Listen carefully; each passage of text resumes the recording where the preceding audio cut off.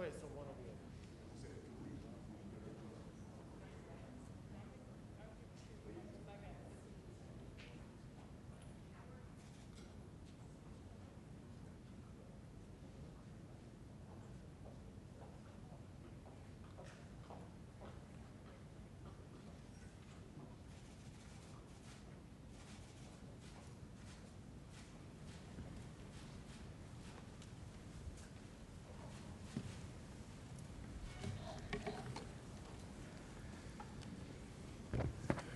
Good afternoon, everyone. We have had a lively and productive set of conversations this morning and last night as well. I'll get to that in just a bit. First, though, I want to personally thank Ministers Payne and Reynolds for traveling all this way, halfway around the world, to be with us today. That is a tough trip in ordinary times, and your entire delegation will be quarantining when you get back. Not many partners would do that for us, and so thank you to each of you and your teams for being with us here in person. It was very important that we all be together to have this important conversation. Before she left Australia, Minister Payne called this year's OSMIN meetings, quote, the most significant, end of quote, in her time for Australia's short, medium, and long-term interests. The same could be said for our side as well. Our two great democracies face immediate crises like the COVID-19 pandemic and longer-term challenges like the Chinese Communist Party's ambitions. We need to deal with each of these challenges simultaneously. We are lucky to count Australia as a close partner throughout all of this. When I was in Sydney last August, I recall naming our relationship as the Unbreakable Alliance. It's even more true today. We started this morning by talking at length about the Chinese Communist Party's malign activity in the Indo-Pacific region and indeed all around the world. The United States commends the Morrison government for standing up for democratic values and the rule of law, despite intense, continued, coercive pressure from the Chinese Communist Party to bow to Beijing's wishes. It is unacceptable for Beijing to use exports or student fees as a cudgel against Australia. We stand with our Australian friends. We also discussed COVID-19 pandemic. The United States commends Australia for publicly condemning China's disinformation campaign and insisting on an independent review into this virus's origin. Also wanted to applaud your efforts to include Taiwan in the World Health Assembly so that the world might benefit from that vigorous democracy's wisdom in dealing with the outbreak. We look forward to working together on our nation's ongoing economic recovery from this entirely preventable pandemic. Today, we reaffirmed our collective commitment to strengthening supply chains so that they're resilient against future pandemics, CCP retaliation, and the use of forced labor. Turning to Hong Kong, our nations have both denounced the CCP's violation of its own treaty promises and the crushing of Hong Kong's people's freedoms. The U.S. applauds Australia's decisive response to suspend its extradition agreement and extend visas for residents of Hong Kong in Australia. We also addressed the CCP's attempts to dominate the technology space. We, in fact, spent a great deal of time on this issue. Australia was ahead of us in awakening to the threat of untrusted vendors like Huawei and ZTE. We look forward to nations becoming clean countries together. And finally, we'll keep working with our Australian partners to reassert the rule of law in the South China Sea, which the United States and Australia have both underscored in recent important statements. I'll let Secretary Esper address more about our military cooperation both there and elsewhere. Ministers, as I said just last week at the Nixon Library, the burden Australia has undertaken to uphold democratic values is not yours to bear alone. The United States knows the threats that you and the rest of the free world face, and the United States stands with you in our unbreakable alliance. Thank you again for being here today. Minister Payne, to you. Thank you very much, Mike, and to our Secretary colleagues, Mike Pompeo and Mark Esper. It is a great pleasure to be here today. Both Minister Linda Reynolds and I are very pleased that OSMIN was able to take place in person today. We know that we're living in a very constrained set of circumstances, so we particularly appreciate the effort made by the United States to host us here by the teams who have put together an OSMIN in these constrained circumstances. And I want to thank all of those involved. I want to thank Ambassador Arthur Sinodinos and his team, acknowledge Ambassador A.B. Culverhouse, who's also made the trip from Canberra, and our secretaries, Francis Adamson and Greg Moriarty, and the Chief of the Australian Defence Force, General Angus Campbell. This year marks 80 years of diplomatic relations between Australia and the United States. This is the 30th OSMIN talks, and indeed, as Mike referred to, it is my 5th in 2 incarnations at least.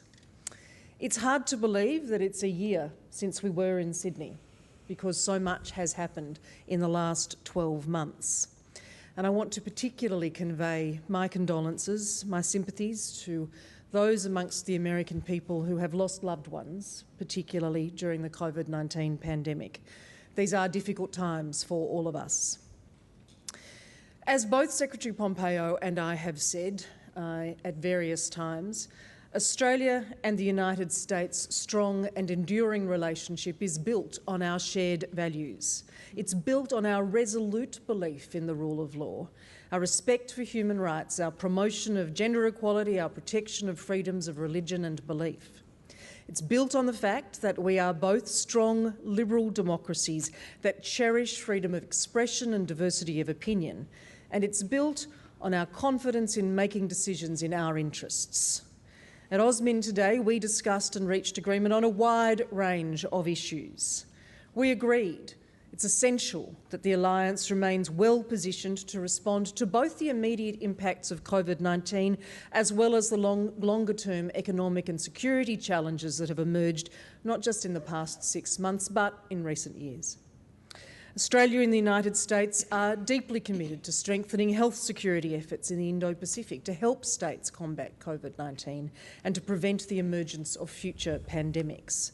So I'm pleased that as part of our talks today, we have agreed to expand cooperation under our health security partnership to explore opportunities to prevent and respond, to detect and respond to infectious disease threats, including ensuring access to vital vaccines. COVID-19 has without doubt exacerbated the security challenges in our region. Some countries are using the pandemic to undermine liberal democracy. The role of multilateral institutions is more important now than ever in supporting our values and our strategic objectives as the world responds to the health and economic challenges of COVID-19. We're therefore pleased also to be able to announce a new working group between Australia's Department of Foreign Affairs and Trade and the United States Department of State to monitor and respond to harmful disinformation. The rules-based global order is a constant, notwithstanding or perhaps even more so given the impact of the pandemic. We reiterated our commitment to holding states to account when they breach international norms and laws, as we have done and will continue to do so in relation to China's erosion of freedoms in Hong Kong. We also recognise the importance of international leadership and cooperation, which for both of us involves helping other countries through the COVID-19 crisis.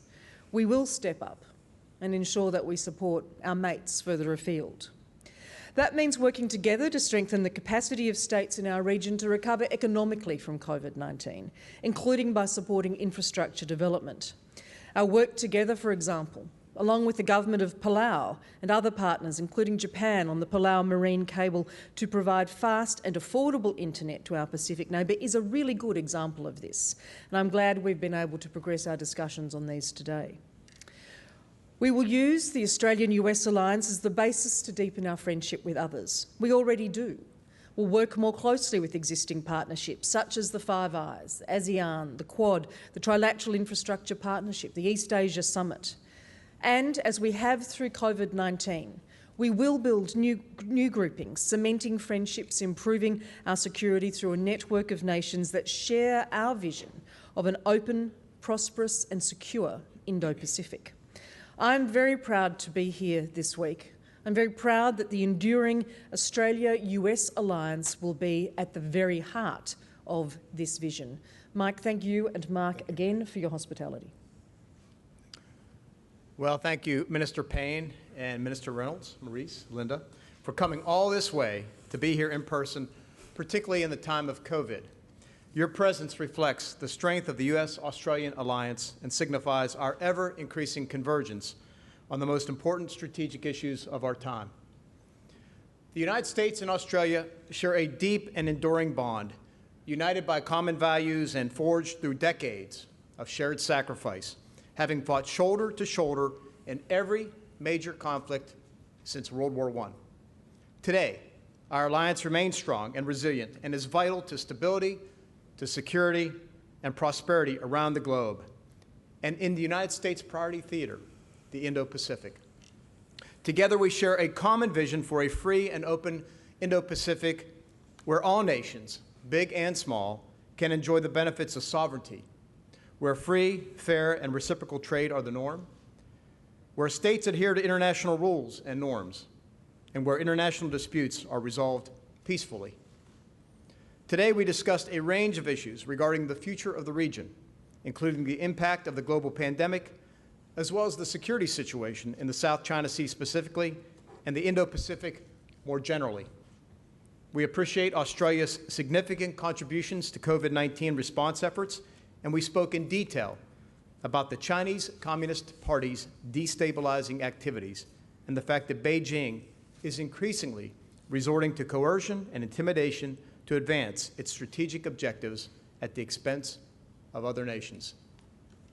The United States seeks a constructive, results-oriented relationship with the PRC, but we will stand firm in upholding the international rules-based order, and we applaud Australia for pushing back against the CCP's brazen economic threats and coercive behavior, and increasing risk of retaliation. We also discussed the PRC's less conspicuous means of extending its influence through state-sponsored tech dominance, and we commend Australia for its decision to reject Huawei and ZTE in its 5G network, thus protecting the integrity of our intelligence cooperation and the many other aspects of our defense relationship. In this regard, I want to thank Australia for its continued support of the Marine Rotational Force at Darwin.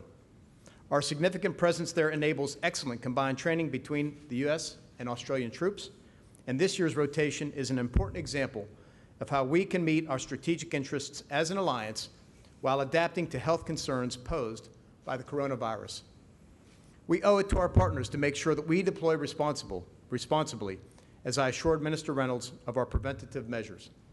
Additionally, last week, 5 Australian warships joined the USS Ronald Reagan Carrier Strike Group and a Japanese destroyer in conducting a trilateral naval exercise in the Philippine Sea, ahead of the upcoming RIMPAC exercise in Hawaii.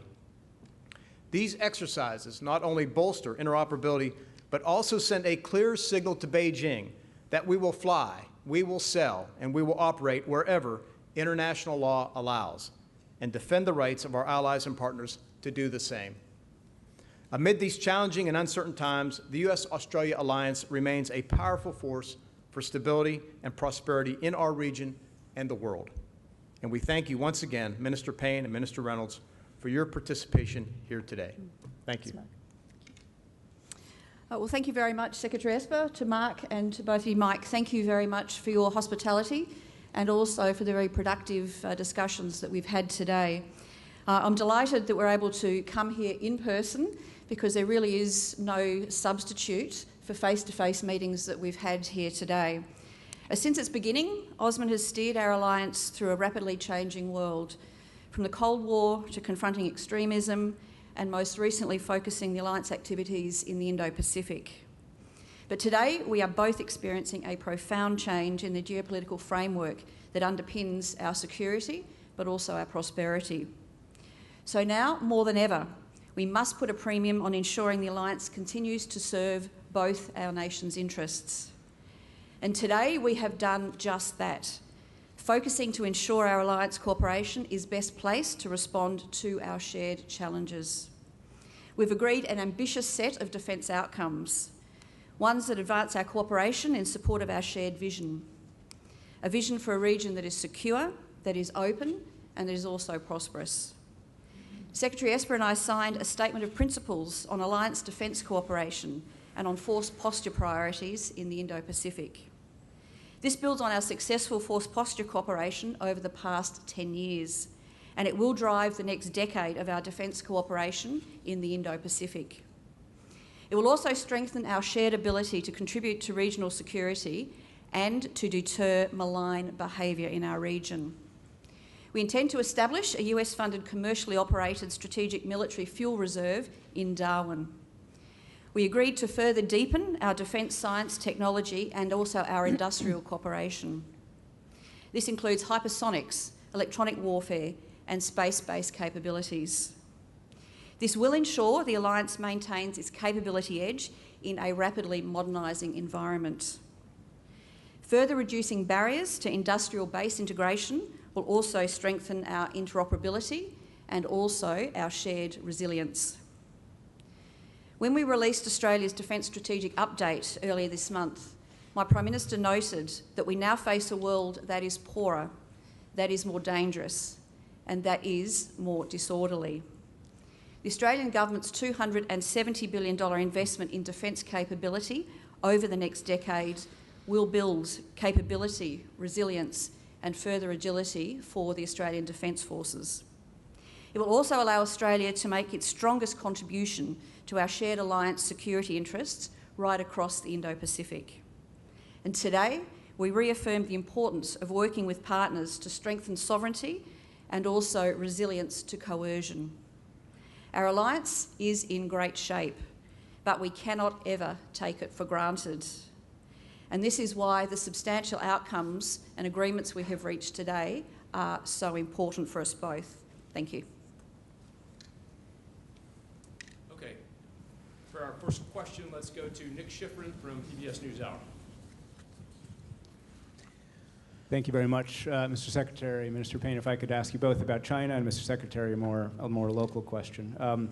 Mr. Secretary, after your Alliance of Democracy speech, you received some criticism by some people who called it unworkable, especially for European allies, as the Trump administration pursues a confrontational trade policy on Europe and doesn't criticize other autocrats, including Viktor Orban.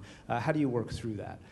And Minister Payne, another aspect of that speech was the admonition to help the Chinese people change the Chinese government. Do you think that is possible and or wise? Mr. Secretary, if I could quickly, more locally. You want three questions?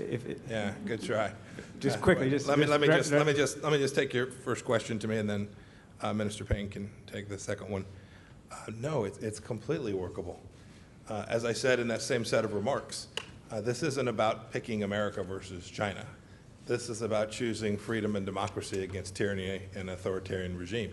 And I am confident that the democracies, our transatlantic alliance, all of those great nations know precisely which side of that debate they want to be on. They know where their people's interests lie. They lie with freedom and democracy and continued economic prosperity for their people. That doesn't come from partnering with or working with authoritarian regimes that threaten them, but rather working with countries like Australia and America that value freedom and human rights in the same way that they do. You made a comment about the fact that we've not been consistent on human rights. I have a fundamentally different view of that. We've been intensely focused on making sure that we stand up for the very values that the United States and Australia alongside of us care so deeply about. I gave a set of remarks in Philadelphia now a couple weeks back that talked about this and put it in sharp focus and talked about the unalienable rights that matter so much to the world. And we'll defend them everywhere. And I'm confident that our partners all across Europe, and frankly, our democratic friends all across the world, whether that's in India or Japan or South Korea, our Australian partners are here today, understand that the challenge of our times is to make sure that those nations that do value freedom and do want economic prosperity based on the rule of law will join together to deliver that for our people. Last thing, you asked the second question here. I'm going to take a swing because you mischaracterized again what I said. Go back and look what I said. We need to make sure we're talking to everyone all across the world. The Chinese, when they come here, they talk to Democrats. Right? They go to Capitol Hill and lobby Democrats on Capitol Hill. American diplomats ought to have that same opportunity so that we can speak to all people that are part of the People's Republic of China. It seems only appropriate that we do that. It seems quite necessary. Indeed, I would think that the government of Beijing would want that. We encourage there to be freedom of speech, openness, the capacity to work with elements inside the United States that don't always agree with the administration. That's how democracies, that's how economic growth takes place. Those kinds of things are the right thing to do, and we're aiming through our diplomatic efforts to make sure that there's every opportunity for people all across the world to speak to all of the various views that are contained inside of the People's Republic of China. Thanks very much, Mike. And rather than, I think, make individual comments on the Secretary's speech, the Secretary's speeches are his own. Australia's positions are our own. And we operate, as you would expect, on the basis of our shared values, actually, which are reflected in both the approach of the United States and the approach of Australia. But most importantly, from our perspective, we make our own decisions, our own judgments in the Australian national interest and about upholding our security, our prosperity and our values. So we deal with China in the same way. We have a strong economic engagement, other engagement, and it works in the interests of both countries. That said, of course, we don't agree on everything. We are very different countries, we are very different systems. And it's the points on which we disagree that we should be able to articulate in a mature and sensible way and advance, as I said, our interests and our values. As my Prime Minister put it recently, the relationship that we have with China is important, and we have no intention of injuring it. But nor do we intend to do things that are contrary to our interests, and that is the premise from which we begin. Next, can we go to Sarah Blake from News Corp? Thank you. I have a question for both Secretary Pompeo and for Minister Payne. Secretary Pompeo, there are currently dozens of Australian citizens in Syria who are the wives and children of captured Islamic State fighters. Do you think that Australia should bring these people home? And if so, why? And if so, why not? You know what I mean. If you have a question for Minister Payne, go ahead and put that. Minister Payne, did the question of the ISIS wives and children arise in your talks with Secretary Pompeo? And will Australia bring these people home? And if so, why or why not? Maybe I'll let you go first, since it's the same question and they're Australian people about which we speak. Well, we've broadly discussed a number of issues relating to counter-terrorism more broadly, and in relation to Syria, it's important to note that Australia has repatriated some orphans from Syria, but these are very complex challenges, and I don't think that that should be underestimated. The priority of the Australian government is the protection of Australia and the Australian community. We're a good international citizen. We don't shy away from our responsibilities, and those also, of course, include our responsibilities to citizens at home, to our diplomats and officials who would be required to travel into what are very dangerous situations. And as the government has repeatedly said, the Prime Minister, the Minister for Home Affairs and I have repeatedly said, we will not put Australian lives at risk to try and to extract people. It's important to note, I think, that COVID-19 has further complicated this picture extensively. We have seen closed borders, significant travel restrictions, significant international travel bans put in place, including, of course, in Australia itself. Movement in Syria and in the region is now more complex than ever. And at home, we see our states and territories very stretched, as an understatement in some cases, because of the impact of COVID-19 infections. So any assessment of the sorts of resources that would be needed to reintegrate, to monitor, to secure, to de-radicalise people who are brought home are under significantly more pressure than they usually would be. And we will not put our communities at home at risk, nor our officials abroad, to extract people from Syria under current conditions. We will always take a case-by-case approach to returns of individuals, but at this point in time, it's an extremely complex situation, and that remains the government's position. And we've made very clear our expectation is that the places that these fighters are being detained may not be sustainable, and that we need to work with each host country to bring those people back and bring them to justice back in their home. We think that's important. We've been consistent with that all across all the nations that have fighters that are there inside of Syria. Third question, we'll go to Katie Bell Williams from Defense One.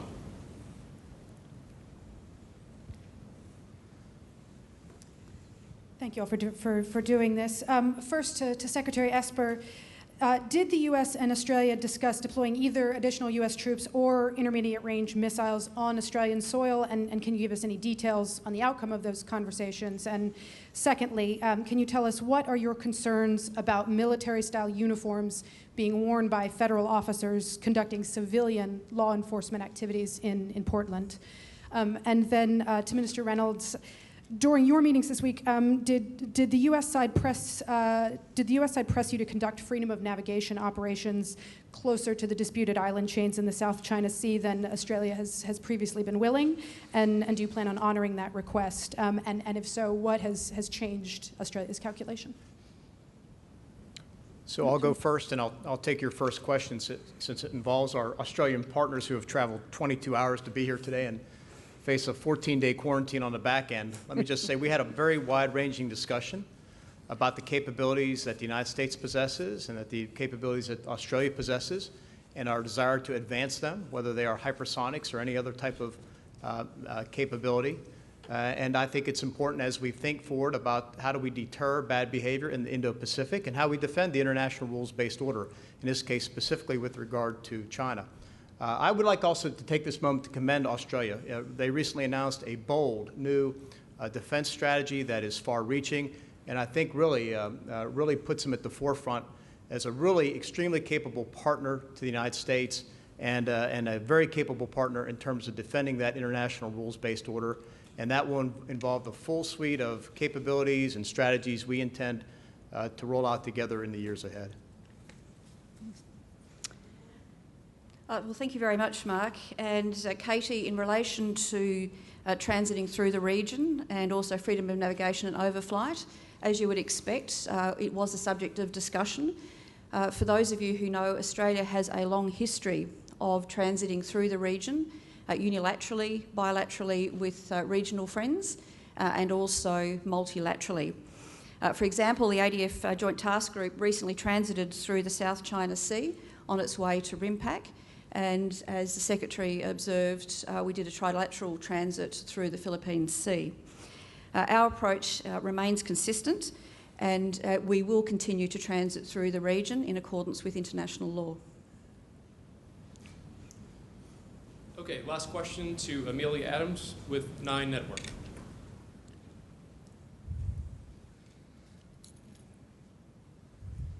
Secretary Pompeo, if I could start with you. There's a lot of concern in Australia about the growing rift between your administration and China. As you know, Australia is very dependent on China. Should Australians be concerned about the long-term consequences of the breakdown in relations between your two countries for our regional security? And perhaps, Minister Payne, if you could talk to the same question after the Secretary.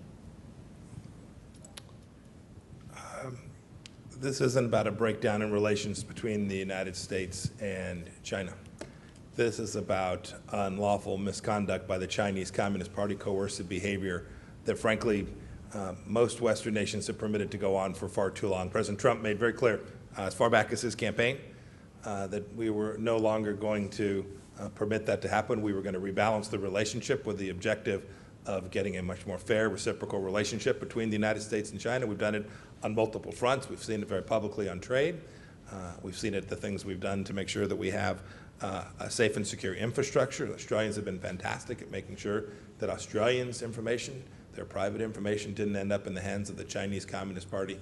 So every nation and its people needs to be aware of the threat that is posed by the Chinese Communist Party to them.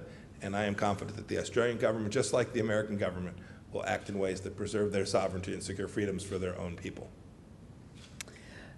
Amelia, I think in part I answered the question in response to the question from our first representative this afternoon. But from Australia's perspective, let me reiterate that we make our own decisions. We do that based on our values, many of which are shared values, overwhelmingly, but most importantly in Australia's national interest. We do often hold common positions with the United States because we do share so many of those fundamental values, and we both want the same kind of region. We want it to be secure. We want it to be stable. We want it to be free. We want it to be prosperous. And what this meeting is all about, what AUSMIN is all about, and has been in fact for its 30 iterations, is the alignment of our broad perspectives of Australia and the United States on global and regional issues. That includes our discussions in relation to China. It includes our discussions in relation to COVID-19 response and recovery. We have, I think, a demonstrable track record of making decisions based on our own interests. The number of those have been mentioned today in terms of protecting Australia and Australians in the interests of national security, whether they are around countering foreign interference, whether they are ensuring that our 5G network is protected from high-risk vendors, whether they are about the sorts of initiatives that we've taken more recently around our foreign investment rules. We don't agree on everything, though, and that's part of a respectful relationship. It's part of a relationship that has endured over 100 years of mateship, to recoin that phrase, and will endure, I am absolutely confident, based on our fundamental shared values for centuries into the future. Great. Thanks, everyone.